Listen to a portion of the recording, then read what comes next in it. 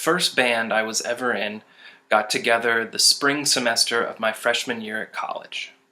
A year earlier, Domino Records had released the self-titled debut album from Franz Ferdinand, which had promptly taken over the world. I think we were embarrassed to say it, but we really just wanted to be them. We'd wear ties on stage, and I'd thump along on the kick drum, and our friends would dance sympathetically. We were 19 years old, and we wanted to be stylish and sexy.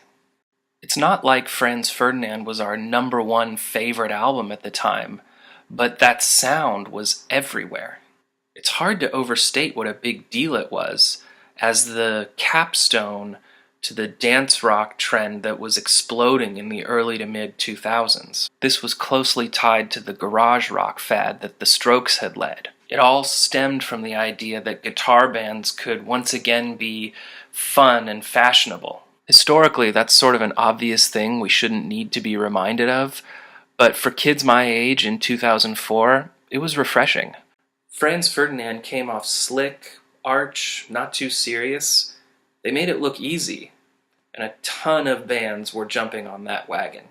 You could get away with some truly uninspired music in those days if you played spiky guitars and four-on-the-floor drum beats. This record received near universal critical acclaim when it came out. Today, I don't think it would fare as well. It was first and foremost the peak moment of a fad, so of course we shouldn't be surprised that there isn't much of a place for this kind of thing in 2015.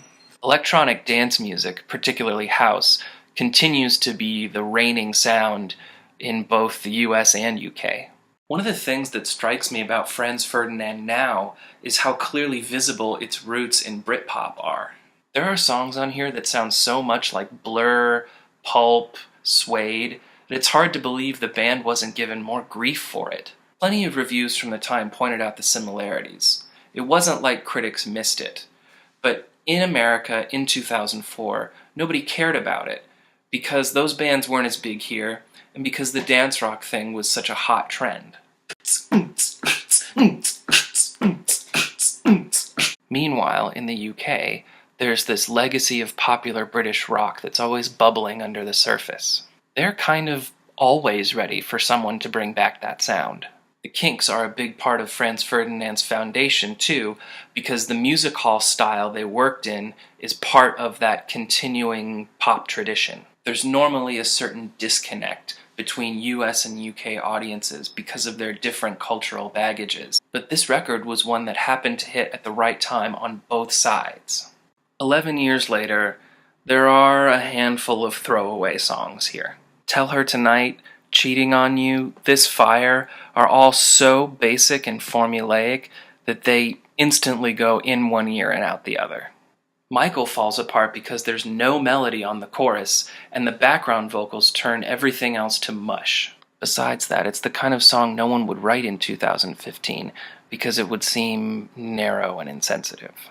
On the flip side, Dark of the Matinee strikes the right balance between melody, cleverness, and fun. The last two songs, Come On Home and 40 Feet, skew a little darker and end up being some of the band's best work. Then, of course, there's Take Me Out, a massive international hit that will always be what Franz Ferdinand is remembered for.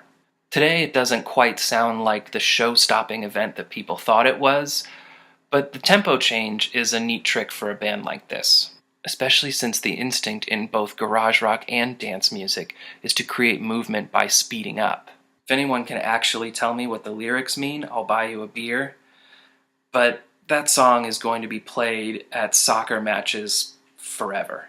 Franz Ferdinand would try to play up the things that worked for them on later records, Kinks sound, the darker material, the dance anthems, and none of it ever clicked as well. They were always going to be tied to the moment they hit it big.